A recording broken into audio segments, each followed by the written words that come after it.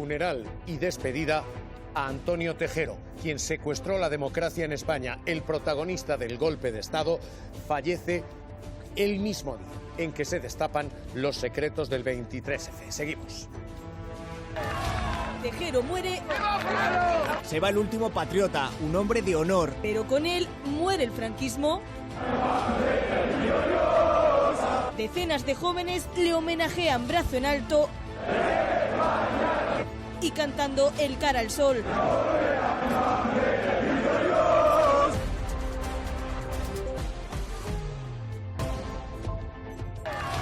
Tejero muere. Se va el último patriota, un hombre de honor. Pero con él muere el franquismo. Decenas de jóvenes le homenajean brazo en alto y cantando El cara al sol. El franquismo sigue vivo hoy en Mañaneros 360. Cayo Lara, y esta es la pregunta ahora mismo. ¿Ha muerto el golpista, pero sigue vivo el golpismo? Vamos a ver, yo creo que el que haya muerto Tejero no significa que el franquismo no siga estando por ahí, y la mejor prueba la tenemos en cantidad de, ya no anécdotas, sino están pasando cosas serias y cosas graves. Esto mismo que comentáis del cara al sol, que no lo sabía, que lo cantaban ayer, a mi generación nos lo enseñaban obligatoriamente en los colegios. Había que cantar el cara al sol, brazo en alto y mano extendida.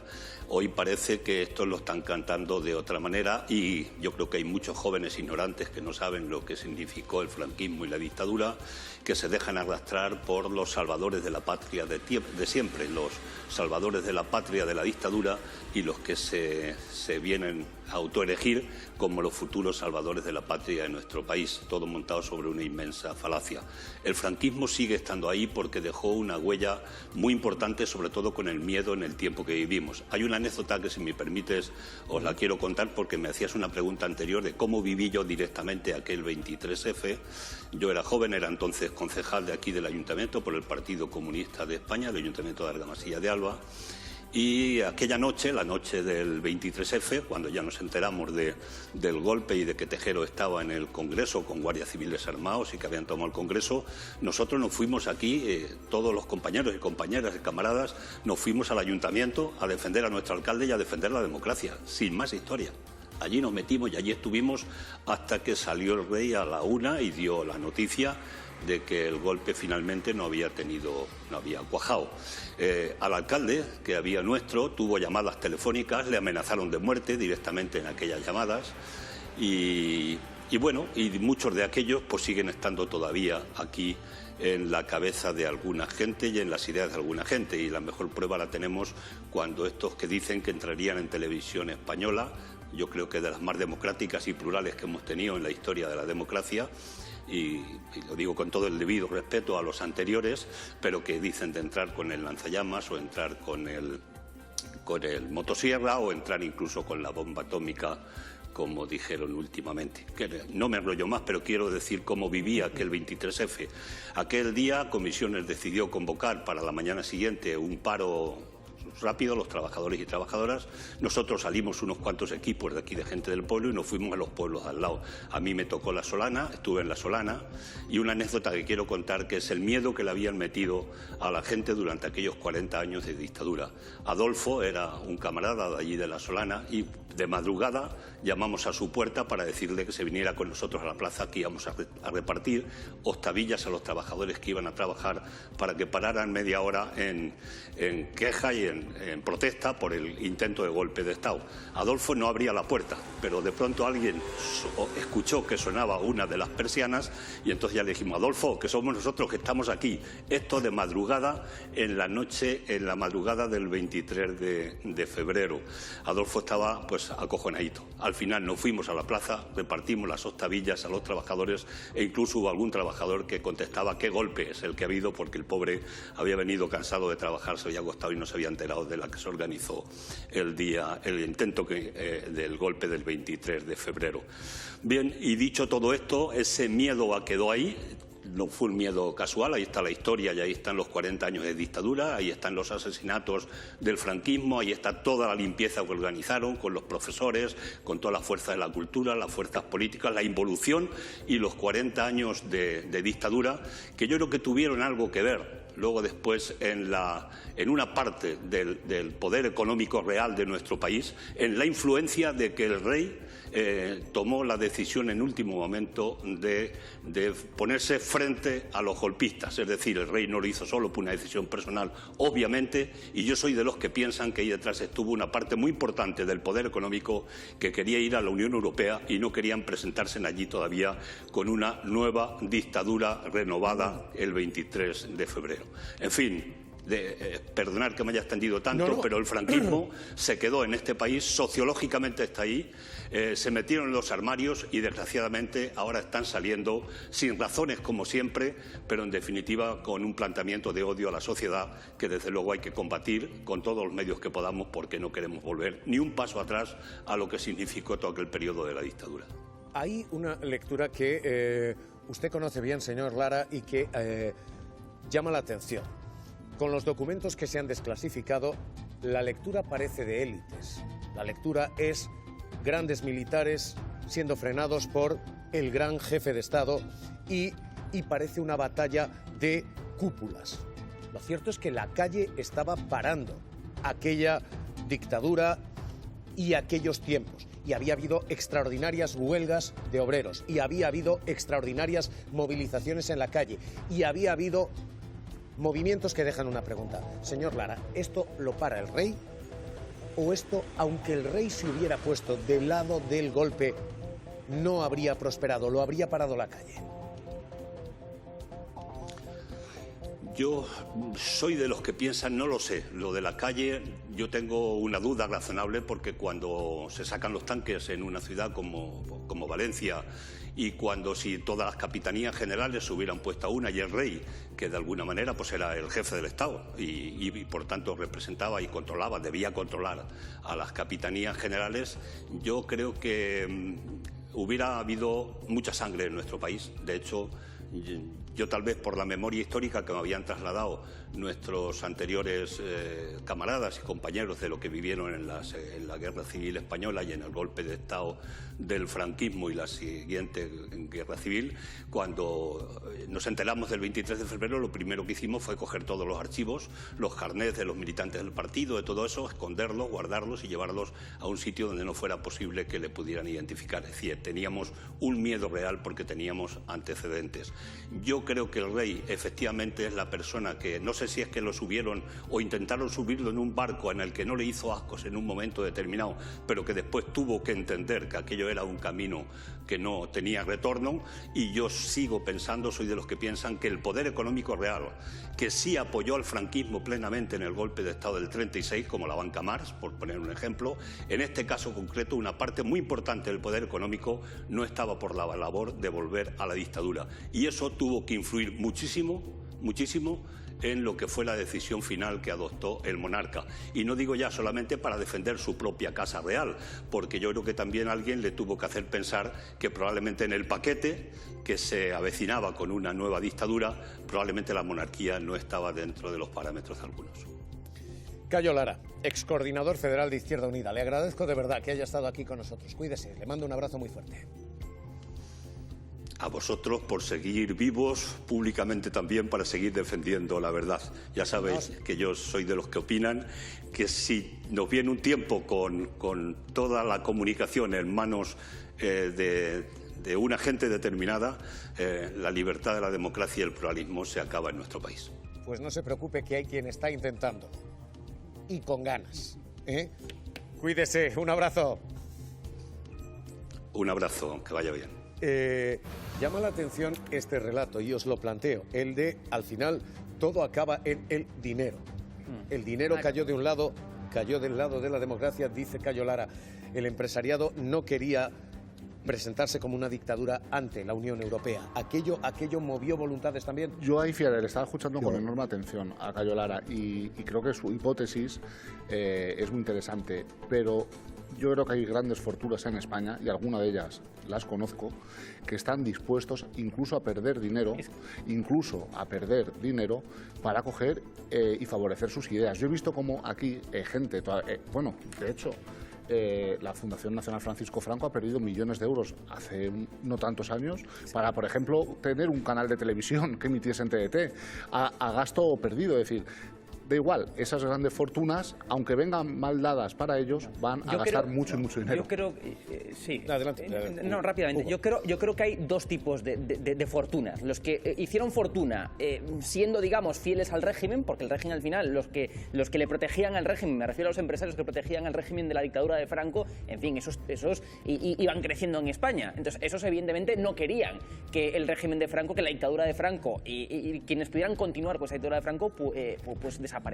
Esos, por supuesto, apoyaron, financiaron el golpe de Estado, falta por saber sus nombres, como estamos hablando, ¿no? Pero luego están los empresarios de verdad, los que querían hacer crecer su fortuna sin depender del régimen, y de ahí que llevaran también, o que intentaran en la dictadura de Franco ese aperturismo a nivel internacional, y que luego pues España avanzase hacia la democracia y poder competir ante un mundo que ya los países desarrollados eran democráticos y que no tenían igualdad de oportunidades esos empresarios con otros de otros países. Esa es la realidad. Es que, a ver, las grandes fortunas de verdad,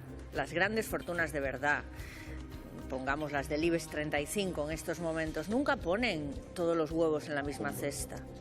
Ponen varios huevos en una cesta y varios huevos en la otra cesta que son susceptibles de tener el poder. Claro. Y en función de eso pondrían para un lado y dirían, espérate a ver si triunfa la democracia, o espérate a ver si triunfa el golpe. Las grandes el negocio es el negocio. Luego hay fortunas intermedias. Pablo Jorge. En el momento del golpe, yo creo que el gran dinero claramente no está por apoyar un golpe como el de Tejero. Otra cosa sería una operación como la de Armada. No parece que eso. Pero otra cosa es que la operación de Armada era una operación constitucional desde el momento en que se iba a presentar al Parlamento y se iba a votar en ese Parlamento democráticamente constituido. Otra cosa es, hombre, con unos asteriscos, me vas a perdonar, Pablo, así de grandes. Si tú votas en el Parlamento cercado por militares, pero no sé qué decirte. No estoy hablando del golpe, estoy hablando la operación Armada no era la del golpe. El elefante blanco. La operación Armada, que no es el elefante blanco, sí es el elefante, pero la operación Armada primigenia es la del golpe de Timón. Claro, pero no es la que se intenta. La operación Armada que se intenta es con el Congreso cercado y con la palabra clave que le permite entrar, él entra, y esto es lo que hemos conocido en estos documentos. Eso es indudable. Se ofrece como sacrificio para yo España. Yo no me refiero al golpe del 23F, me refiero a esas otras operaciones que estaban en marcha antes del 23F y en las que, por cierto, insisto, estaba también el Partido Socialista, estaba UCD, estaba Alianza Popular, estaban los liberales, había un montón de gente por ahí danzando. Efectivamente, y además que yo creo que lo que dejan ahora los papeles, que no dicen realmente nada nuevo, o sea, que hay cosas que se sabían, ¿no? Los varios golpes sucesivos. Pero no está a este nivel porque vienen con nombres y apellidos, es muy curioso, y incluso con una valoración de la posibilidad de salir adelante o no. Claro, es muy interesante. Y luego yo creo que lo que relata bien, es decir, y parece claro que el rey, por lo menos desde el momento en el que sale a parar el golpe de Tejero en concreto, ¿no? Es como obvio cuál es su papel, ¿no? La cuestión es lo que Cercas llama la placenta del golpe, ¿no? Y todos los movimientos que hubo previos al golpe, ¿no? Es decir, toda la desestabilización que decía Casanova, cuando se quiere derribar por lo civil o por lo criminal al gobierno de Suárez.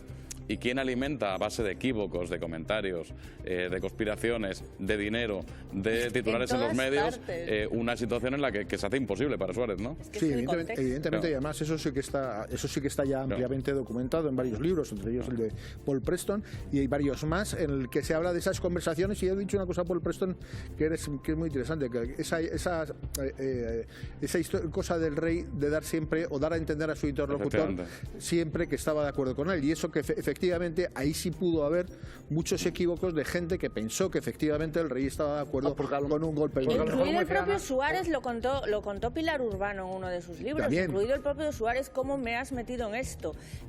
Quiero decir, hay un montón, el contexto de la época, el odio contra Suárez, había que descabalgarlo fuera como fuera. Nos suena, por cierto, nos suena. El gobierno ilegítimo de Suárez, todo lo que estaba haciendo Suárez, porque Suárez estaba haciendo mucho más de lo que le habían pedido que hiciera, y el propio rey quería descabalgarlo. ¿Y cuándo le dieron voz a Suárez? Cuando perdió ya la memoria. Espérame un momento, a ver si te estoy siguiendo. A ver si te estoy siguiendo, Ana. Me estás diciendo que se jugaron 3 cartas entonces. 1, se rompe España con el Estado de las Autonomías. 2, los pactos con los terroristas, entonces, hoy quiero decir, entonces ETA.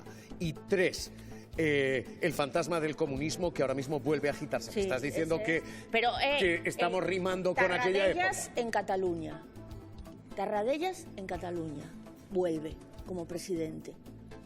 Tarradellas en Cataluña. Tú me estás diciendo que aquel clima vuelve, que todo rima. Ahora lo que es muchísimo más dinero. Pero ahora Suárez, cuando ya perdió, cuando enfermó, entonces ya vamos a elevar a Suárez a los muchísimo más dinero, muchísimo más profesionalizado, escrito en la Estrategia de Seguridad Nacional de Estados Unidos para dar la vuelta a las democracias europeas.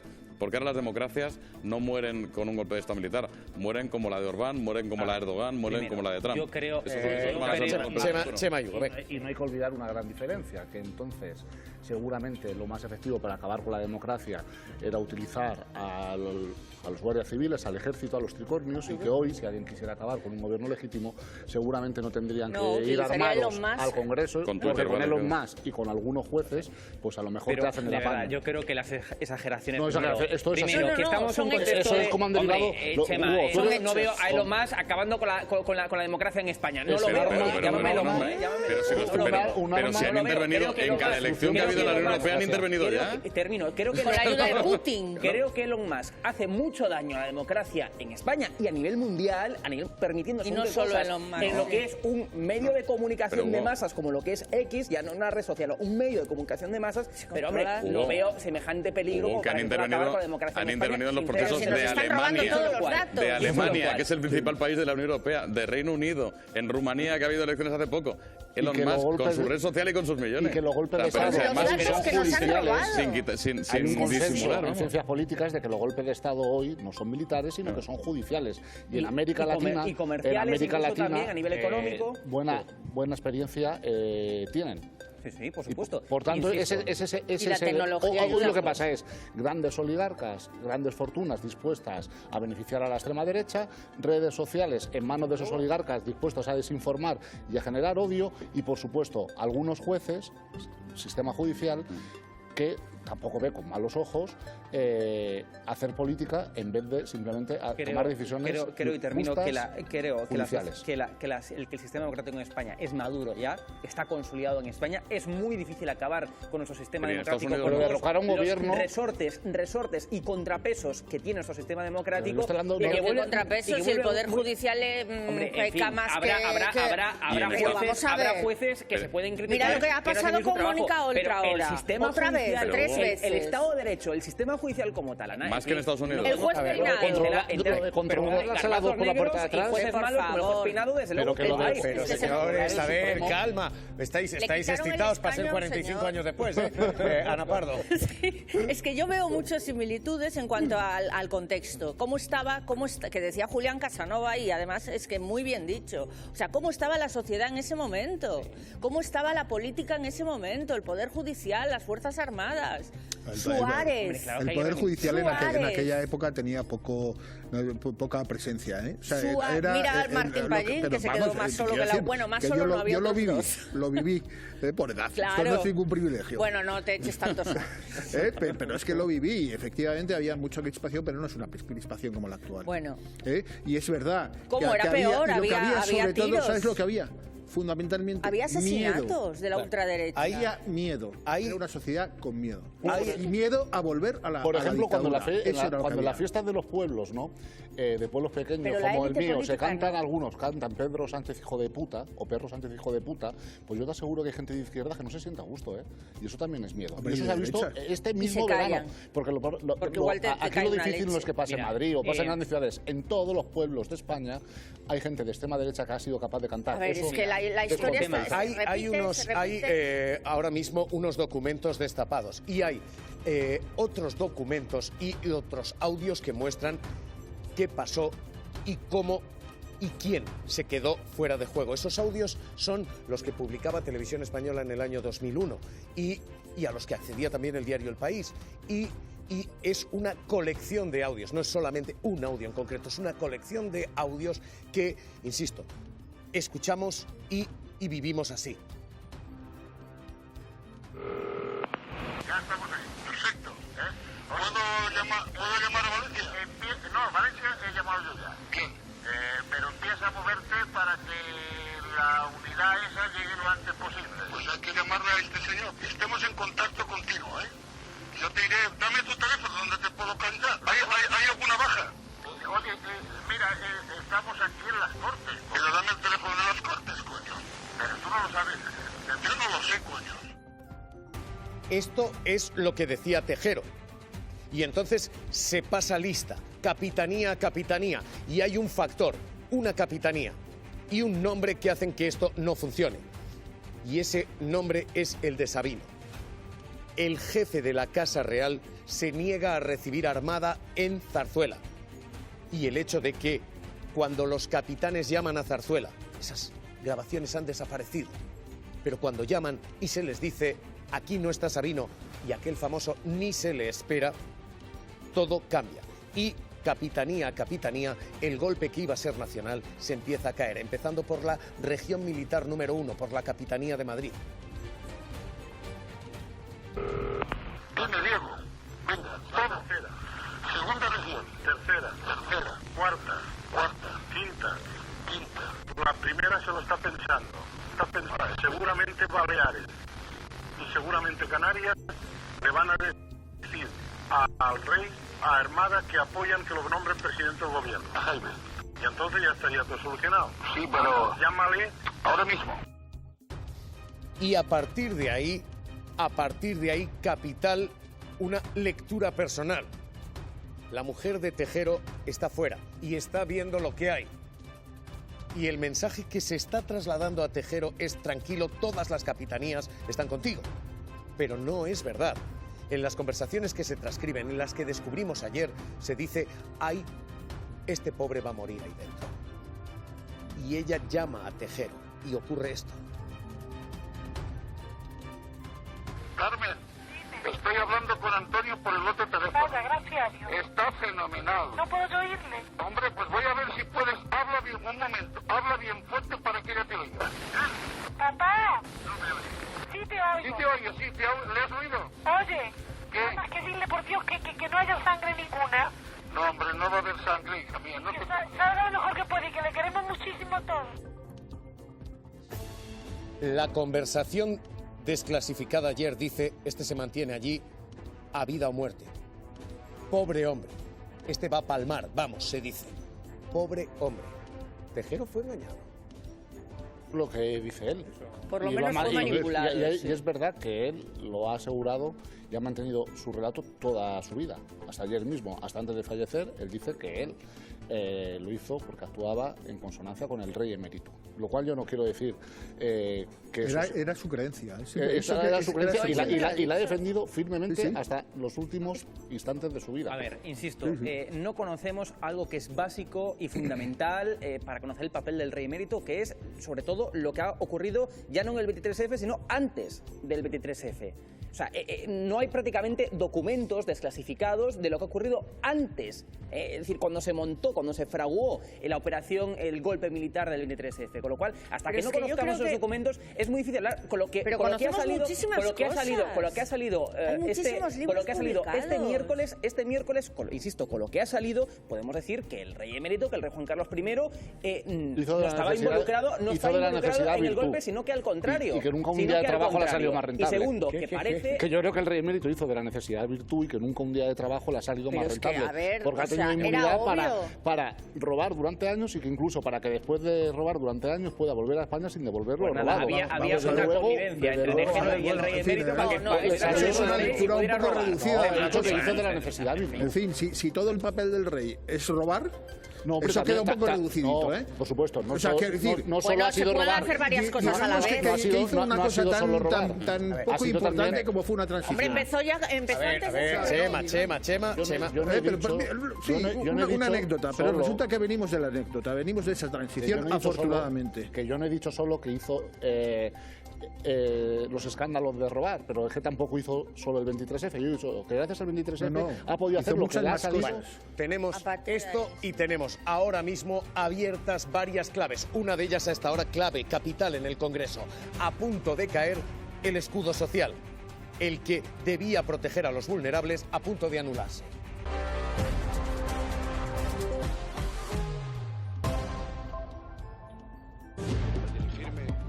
El rey Juan Carlos debe volver a España. Este es el debate que hoy abre el Partido Popular después de desclasificados los documentos del 23F. Esos documentos contienen pruebas que dicen que el rey paró ese golpe, pero faltan otras pruebas.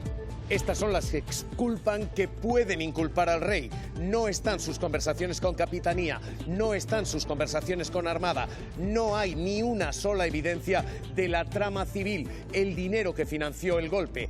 Con estas sombras y estas dudas, con estas luces y estas sombras, hoy el PP pide que el rey vuelva a España. Vamos a leer el terremoto político que acaba de abrir esta desclasificación y las reacciones enseguida. Tejero muere. Se va el último patriota, un hombre de honor. Pero con él muere el franquismo.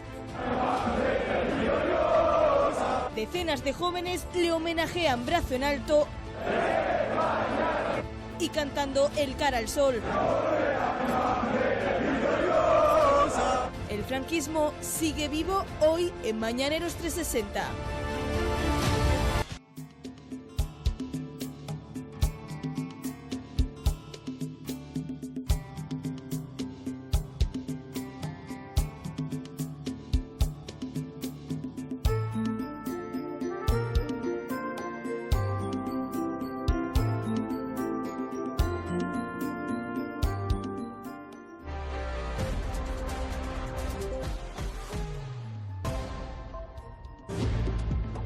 Desclasificados los papeles del 23F que exculpan al rey, pero sin conocer parte de lo que ocurrió el 23F, porque los otros papeles, los de sus conversaciones con Capitanía, los de sus conversaciones con Armada, han desaparecido.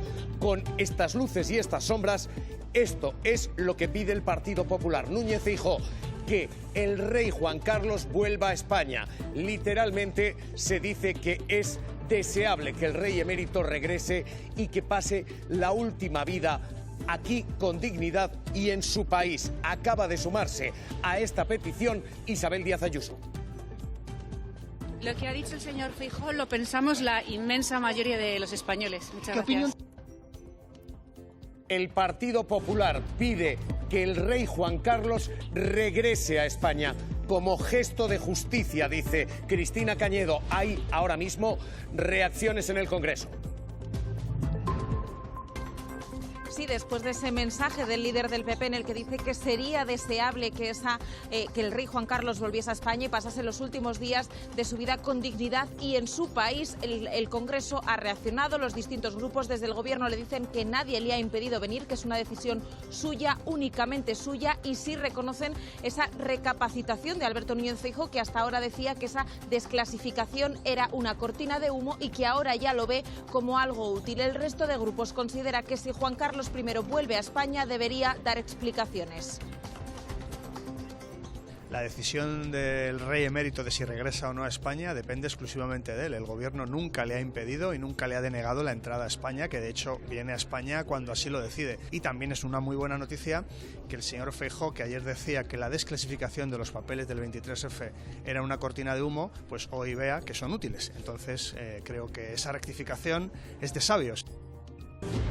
Creo que es una cuestión casi de humanidad, ¿no? El que volviera a nuestro país. A mí me parece algo razonable, me parece sensato. Le voy a dar la razón al señor Feijóo. El rey emérito tiene que volver a España para ir a la cárcel. El señor Feijóo anda cada día más desorientado. El rey emérito obviamente no tiene ninguna prohibición de volver a España, pero se ha convertido en una auténtica vergüenza para este país. El señor Feijóo tiene serios problemas a la hora de identificar a los delincuentes, tanto dentro de su propio partido como fuera. Por los delincuentes mejor fuera que dentro. Hoy todo este es el debate después de la desclasificación de los papeles y la pregunta pende sobre Zarzuela. ¿Está exculpado el rey o esto simplemente es la desclasificación de parte de la historia? ¿Qué va a hacer Zarzuela? ¿Qué dice la Casa Real, Palacio Real? Pedro Gómez.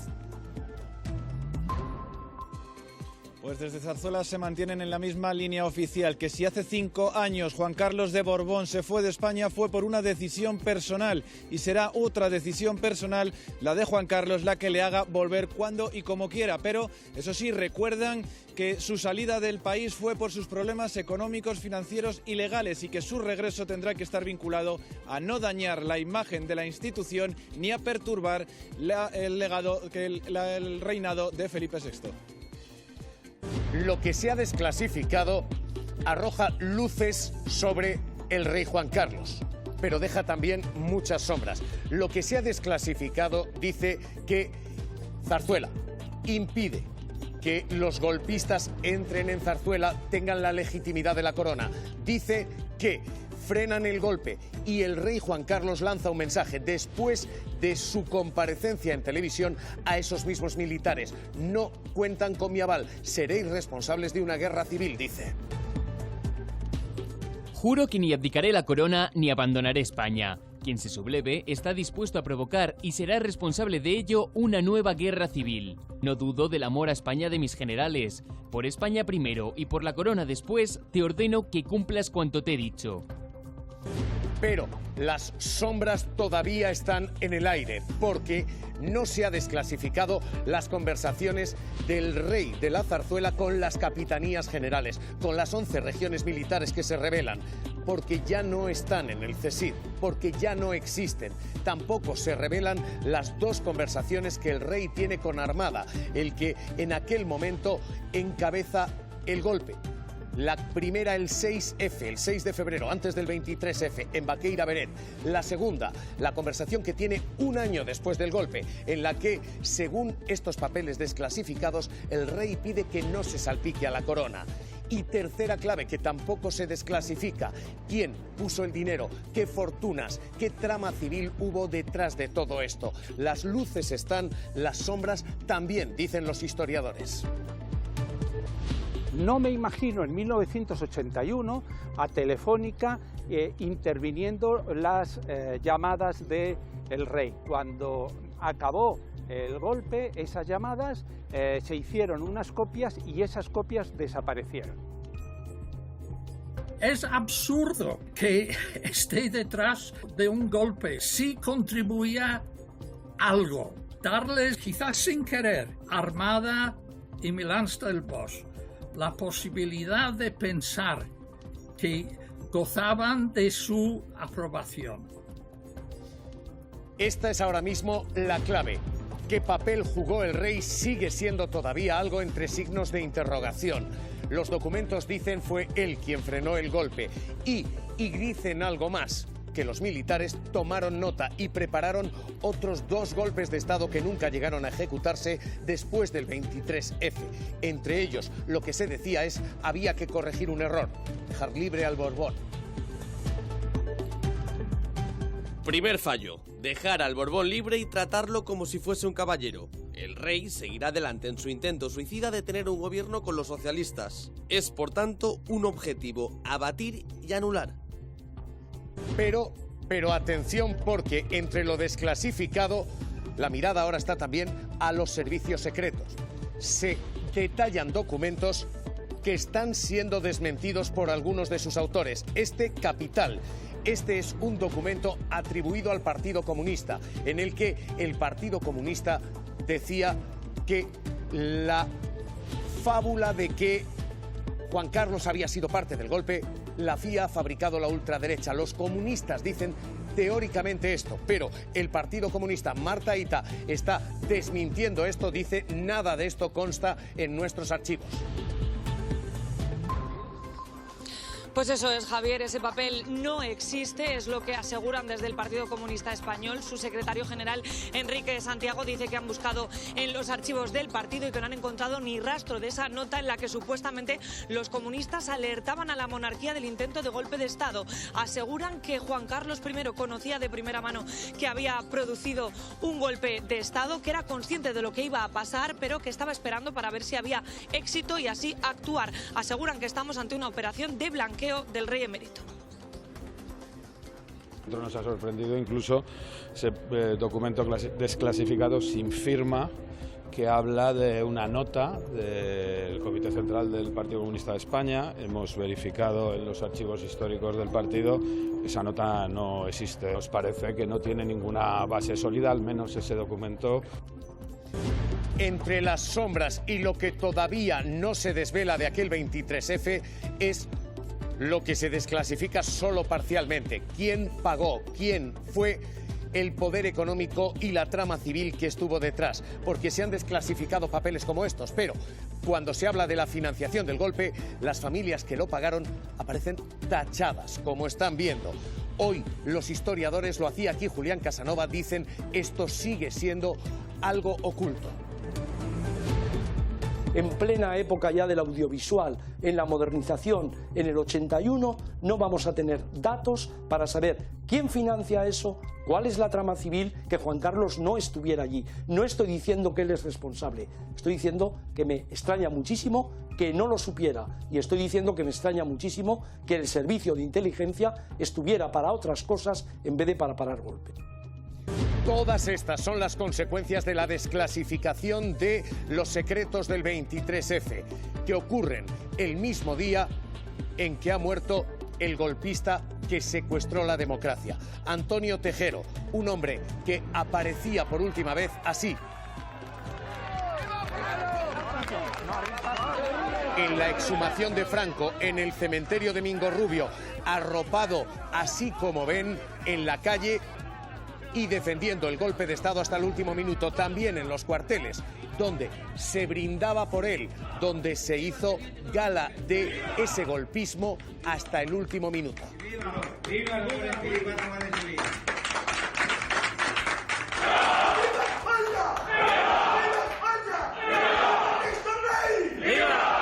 Se dice constantemente que España, nuestra bendita España, es una democracia, que no puede ser Estado de Derecho cuando el presidente Sánchez fue nombrado para ese cargo con la ayuda de independentistas catalanes que solo luchan por la ruptura de España. Y lo último que nos podíamos Ese discurso golpista hoy ha calado en algunos partidos y estos argumentos hoy son casi moneda de cambio común en algunos foros.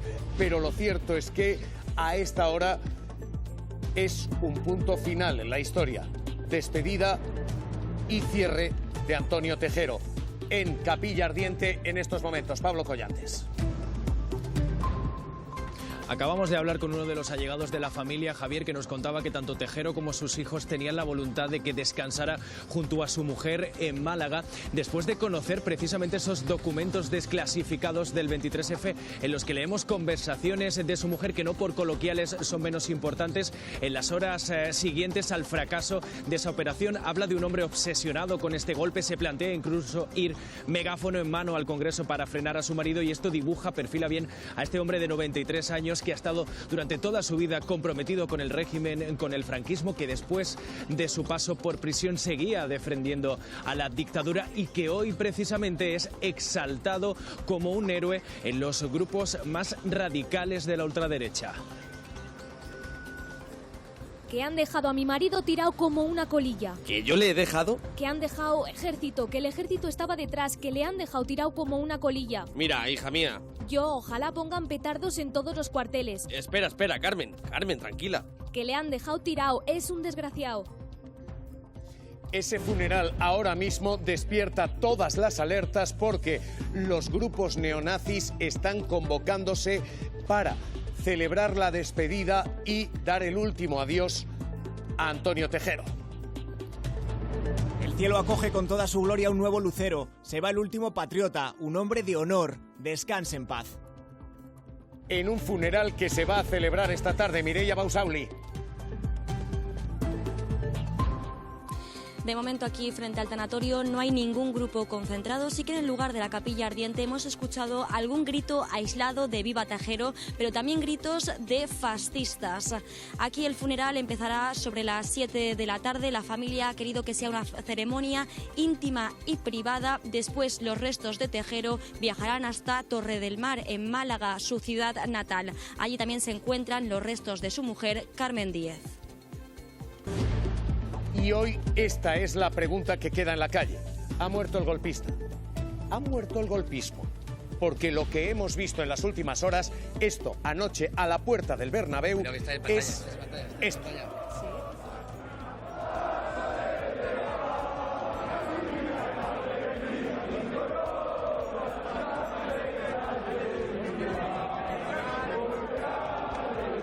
Jóvenes cantando el Cara al Sol, con gritos de arriba España, con cánticos franquistas.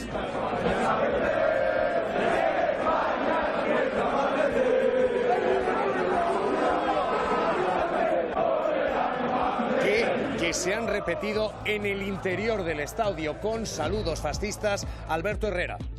De hecho, Javier, en el interior del Santiago Bernabéu han echado a un aficionado del Real Madrid por gritar Franco, Franco y por también levantar el brazo, como ocurrió en el exterior. Ese vídeo que hemos visto se subía a las redes a las 8 de la tarde y en él se aprecia a decenas de jóvenes no solamente cantando el Cara al Sol, también levantando el brazo, haciendo el saludo nazi, o incluso veíamos banderas preconstitucionales. Estos grupos de radicales que homenajeaban también así a Tejero alcanzan ahora mismo 248.000 reproducciones en redes sociales.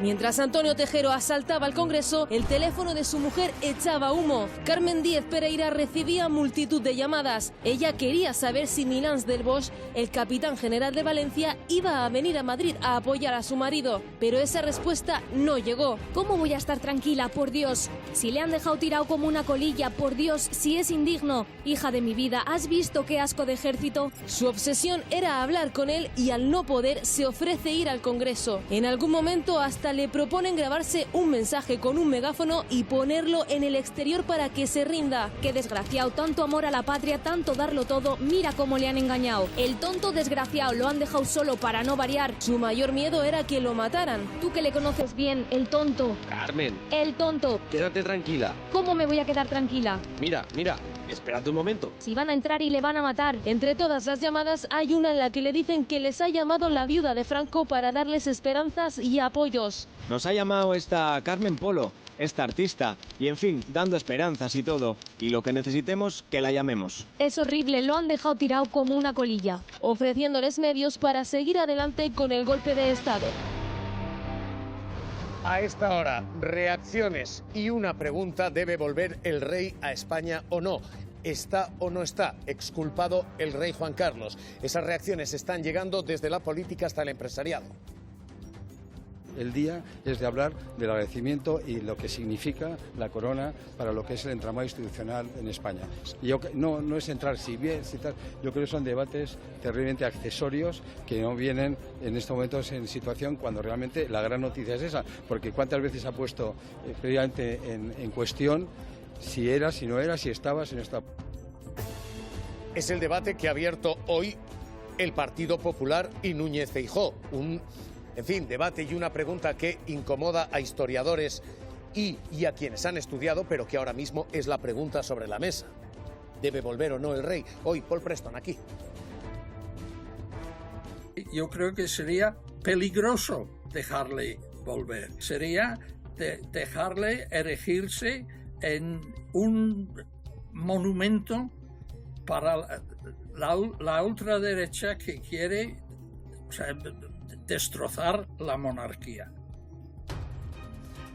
¿Debe volver el rey? Yo creo que el PP ha hecho un flaco favor a la actual Casa Real, a la Casa Real de Felipe VI, a la Casa Real de la reina Leticia y de sus hijas. Le ha hecho un flaco favor y de verdad lo digo por el bien de la monarquía.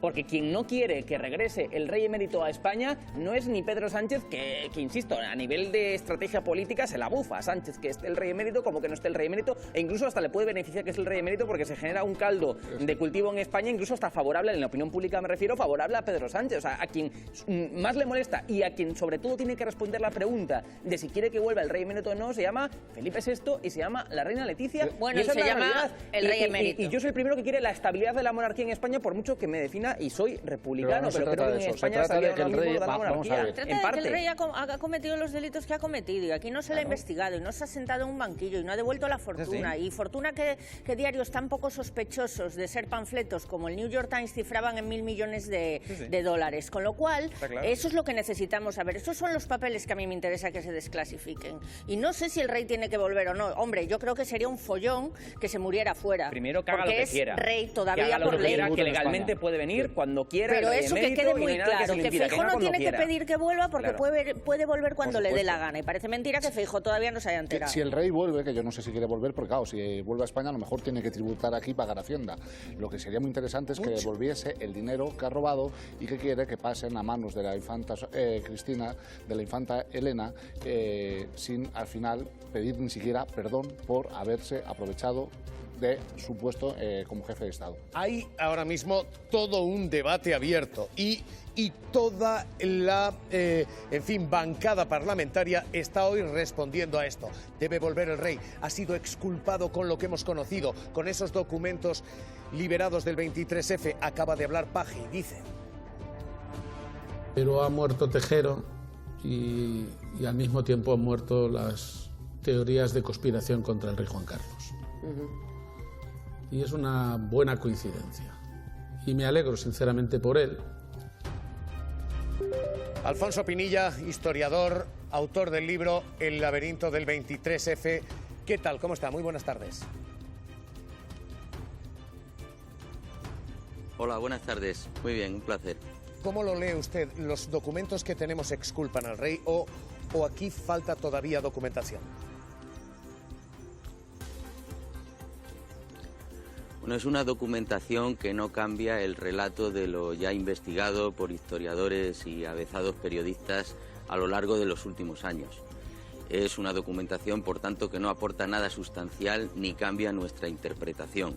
Es una documentación incompleta, efectivamente, hay muchas cuestiones que no están ahí, las conversaciones del Congreso con el exterior aquella noche, las de la propia Zarzuela con las capitanías, documentación del propio CSIC. Por lo tanto, eso no está. Y en lo que se ha publicado, incluso en grandes titulares hoy o en grandes portadas, cubriendo portadas, ya se había publicado previamente. No era un material que desconociéramos. ¿Usted cree que esto ha desaparecido, que esto ha sido accidental o se ha eliminado? Porque se habló de aquel famoso maletín que llevaba documentación del CSIC. ¿Qué ha pasado con estos papeles? ¿Por qué falta todo lo que falta? Bueno, yo no puedo poner de manifiesto si fue destruido, de qué manera, ni ni nada de eso, porque realmente no conocemos el volumen de toda la documentación. Lo que sí conocemos es que existieron grabaciones, que esas grabaciones se guardaron y que esas grabaciones y su transcripción no ha salido a la luz.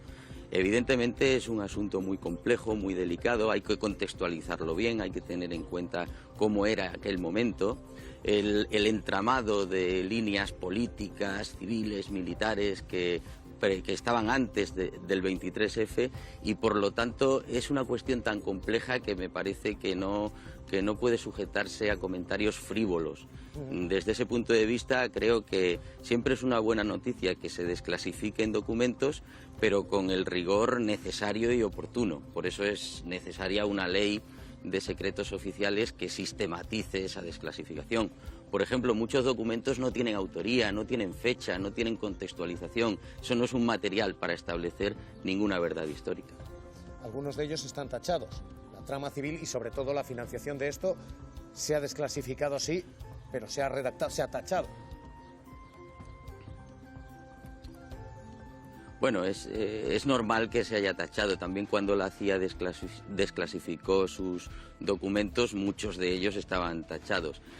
Aquí la cuestión está en que tenemos documentos y debemos contrastarlos y debemos compararlos y sobre todo debemos conocerlos bien. Hay documentos, como puse de manifiesto antes, que se han publicado en portadas y que son suficientemente conocidos. Por ejemplo, el informe Jáudenes o el documento Panorámica de las operaciones en marcha, que ya fue publicado en 1998, incluso su facsímil en un libro de aquel momento, firmado, por cierto, por el comandante Pardo Zancada, que estuvo implicado en el golpe.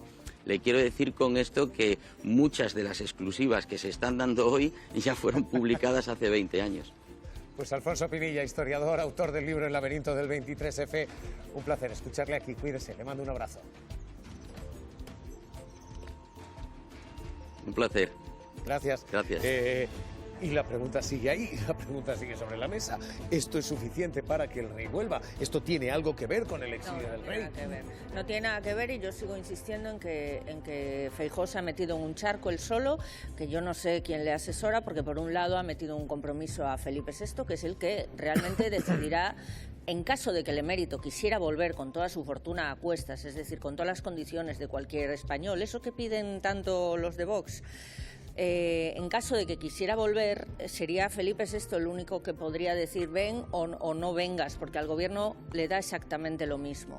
Bueno. Y además intentando mezclar los motivos por los que el rey está fuera, que es porque se lo pidió su hijo por los escándalos de corrupción y porque estaba dañando a la corona. Hoy con el 23F, que no tiene nada que ver. Hoy esto, digo, es el, en fin, punto político central en el Congreso. No es el único. Atención a esto, porque esto ha comenzado en medios cercanos a la derecha, en algunos casos rayanos en la ultraderecha, ha calado al Congreso y acaba de ser desmentido como el bulo cardíaco. El bulo de que el presidente del gobierno tiene una afección cardíaca y no está para gobernar. Esto es lo que se ha servido en sede parlamentaria. Marta Ita, Congreso de los Diputados, lo acaba de desmentir oficialmente Moncloa y el propio presidente. Pues sí, Javier, queda gobierno para rato, es lo que asegura Pedro Sánchez, que ha desmentido padecer una enfermedad cardiovascular. Dice que aunque la padeciera no pasaría nada. Millones de personas la sufren y llevan una vida plenamente normal gracias a la sanidad pública que dice quiere desmantelar la derecha. Asegura que si a la oposición, al Partido Popular, solo le queda la mentira, es que los socialistas, por tanto, lo están haciendo bien. La ultraderecha y la derecha ultra llevan anunciando el fin de este gobierno desde el primer día, ahora además difundiendo bulos sobre mi salud. No padezco ninguna enfermedad cardiovascular, pero si fuese así no habría ningún problema. Hay millones de personas que las padecen y llevan una vida normal gracias a los servicios públicos que ustedes desmantelan. Esto es lo que está ocurriendo en un Congreso de los Diputados en el que además hoy la clave es qué ocurre el día después. Yolanda Díaz deja de liderar Sumar y acaba de hablar Yolanda Díaz sobre esto. Para mí es muy importante cumplir mi palabra. Y creo que en política, en la política de verdad, de la buena con mayúsculas, es clave que cuando un dirigente dice que va a cumplir, lo haga. Y creo que hoy lo importante, para mí por lo menos y para mi equipo, es que cumplimos lo que hemos prometido. El enfrentamiento, el enconamiento de posiciones entre Sumar y Podemos ha sido extraordinario. ¿Se deshiela esto ahora? ¿Puede haber unidad en estas dos formaciones? Hemos preguntado a las dos. María Escolar, porque acaba de hablar Yolanda Díaz, que dice esto intenta reconciliar a la izquierda. Sí, eso es. Yolanda Díaz ha hablado esta mañana de forma muy velada acerca de cumplir con lo prometido y que la clave de todo, decía, está en la felicidad. Unas palabras que en Sumar hablan de que es una decisión la que ha tomado Yolanda Díaz, muy meditada, pero también un gesto muy generoso que abre la puerta a los tiempos nuevos que vienen, que tienen muchas ganas, mucha ilusión. La duda ahora es si por esa puerta va a entrar ya Podemos. Y aquí en este programa también le hemos preguntado a la secretaria general, a Ione Belarra, quien insta primero a que haya una discusión política para saber hacia dónde van, porque lo necesario es una izquierda muy fuerte, muy valiente y con ganas de cambiar las cosas. Lo que ha anunciado es una decisión muy meditada, muy pensada. Lo que ha hecho es un gesto de generosidad, ¿no?, que lo que permite también este avance, de alguna manera, de este nuevo momento colectivo que estamos viendo. Lo que tenemos es que volver a hablar, volver a situar. Arrancamos con fuerza, con ganas y sobre todo con mucha ilusión. A pesar de las grandes diferencias, ¿no?, que se han visibilizado en los últimos años, yo a Yolanda Díaz en lo personal le deseo mucha suerte. Creo que esta decisión tiene que ver sobre todo con una decisión político-personal. Acaba de despedirse de Yolanda Díaz, quien ha sido durante mucho tiempo su antítesis, el presidente de la patronal, Garamendi. La ministra sigue siendo ministra. Bueno, yo en su vida política pues tendrá que hacer lo que considere, es decir, bueno, pues y un respeto profundo. Como ministra tengo que decir que lo está haciendo, pues que a nosotros nos gusta mucho, porque está trabajando en ese monólogo social, está trayendo temas que están rompiendo la confianza e incluso está diciendo a veces cosas que yo creo que no tienen absolutamente ningún sentido. Y dos novedades y dos últimas horas en lo político y en lo penal. Primero, Tribunal Supremo. Pedro Gómez, no se anulará la condena al fiscal general del Estado. Lo acaba de tumbar. El tribunal dice no, la condena a Álvaro García Ortiz permanece. Era más que previsible y el Tribunal Supremo, esa sala segunda, rechaza el incidente de nulidad presentado por Álvaro García Ortiz y considera que no se vulneraron sus derechos fundamentales. Era una decisión previsible, como decimos, pero necesario, porque ahora sí podrá recurrir en amparo al Constitucional, una sentencia que además ha tenido el mismo resultado que la que le condenó 5 magistrados contra 2 votos particulares. Y otra clave y otra última hora, está la clave política. Está a punto de votarse el escudo social y está a punto de caer. El escudo que debía evitar el desahucio de vulnerables, congelar alquileres. Todo esto está a punto de votarse ahora mismo en el Congreso. Y el resultado, Cristina Cañedo, va a ser que decae. Esto se va a tumbar. Cañedo. Sí, se va a tumbar con los votos en contra de Partido Popular, Vox y Junts per Catalunya, que ya han anunciado ese sentido de su voto. Caen todas esas medidas sociales, el enfado en Moncloa es monumental y ponen la responsabilidad en todos los grupos que hoy votan que no a ese escudo social. Lectura final aquí. Pidiendo la ciudadanía por este sentido de voto de las derechas. Es una pena que el escudo social no salga adelante porque hay personas vulnerables que lo necesitan. Autocrítica, esa es mi palabra. El gobierno tendría que hacer autocrítica y reflexionar porque no consigue ¿Tendrá acuerdos. ¿Quién vota en contra? Bueno, hombre, tendrá que mejorar la relación con Junts, evidentemente, que este es el factor sobre todo más distorsionante, y desde luego pues ver qué ha fallado, e intentar reconducir cuanto antes las relaciones. Lo que con falla Junts. es la competencia que tiene Junts con Alianza Catalana, que es la misma que tiene PP, con Vox, en el tema de los desahucios, que ellos llaman inquiocupación. Pablo. Lo que falla es que el gobierno es débil, se ha vuelto a demostrar, y por eso no puede hacer las políticas que quiere. las medidas... Un golpe al gobierno en la cara de los ciudadanos, que es lo que ha pasado al final y lo que está pasando con las decisiones de Junts desde hace tiempo, que no le van a salvar en Cataluña. Y a esta hora esta es la imagen en directo, a punto de caer ese escudo social.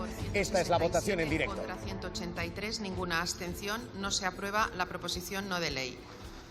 Votamos Decae, ahora, por tanto, el escudo social. Esto es lo que va a pasar y esto es lo que está ocurriendo en directo. Acaba de tumbarse el escudo que impedía desahucios, que permitía congelar ciertos alquileres. Lo que tenemos ahora mismo es esta batalla política con este coste. Así terminamos hoy un día que otra vez más, de verdad... Francisco Javier Herrero Arribas. Javi Momboro Polvorín. Carrión de los Condes. Web tienda online.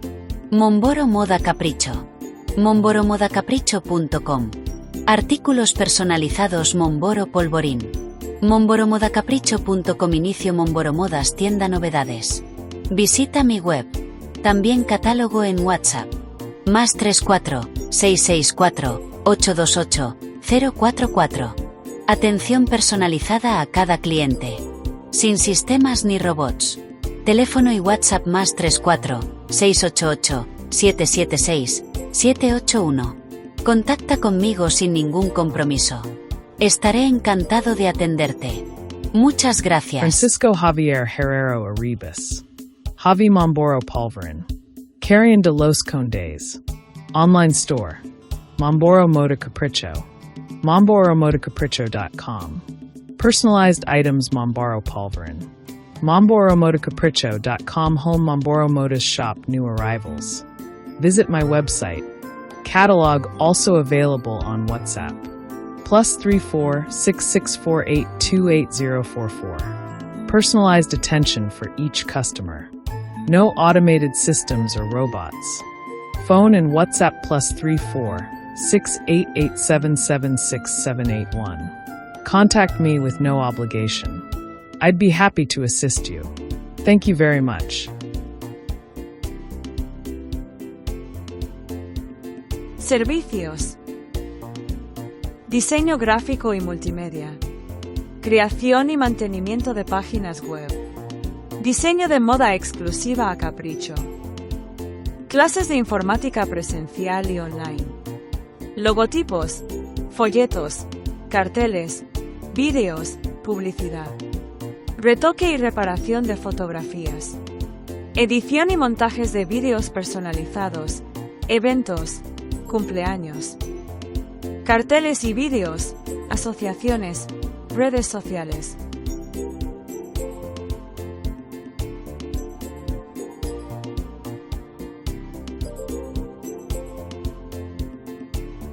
Solicita información sin compromiso.